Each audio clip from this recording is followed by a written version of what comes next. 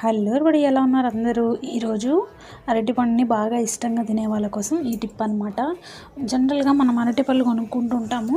ఎంత పచ్చివి కొనుక్కున్నా కూడా 2-3 రోజుల్లో ఊరికే మెత్తబడిపోవడము అలా అయిపోతూ ఉంటాయి. ఒకటి దుంపినప్పుడు ఇంకొకటి వచ్చి కింద పడ్డము, ఒకటి దుంపితే మొత్తం గెలంతా మెత్తబడినప్పుడు మొత్తం ఇట్లా తొడుం పక్కకి వెళ్ళిపోవడం అట్లా అవుతుంటే, అలాంటప్పుడు చిన్న చిన్న పురుగులు దోమలు వచ్చి ఊరికే వాటిని వాళ్తుంటే సగం వాటిని చూసి తినబుద్దిగాక పడేసిన వాళ్ళు సగం మంది అయితే, మెత్తగా అయిపోయినాయి అని పడేసిన వాళ్ళు ఇంకొంతమంది, తొడిం ఊడిపోయిందని పడేసే వాళ్ళు ఇంకొంతమంది.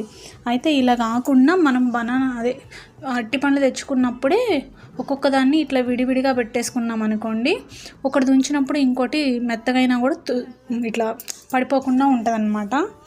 సో ఈ టిప్ కానీ నచ్చినట్టయితే ఫాలో అవ్వండి, అందరూ ట్రై చేయండి, ఖచ్చితంగా వర్కౌట్ అవుతుంది. నేను ఈ ప్రాబ్లం ఫేస్ చేసి దీనికి ఒక సొల్యూషన్ కనుక్కున్నాను అనమాట. So thank you.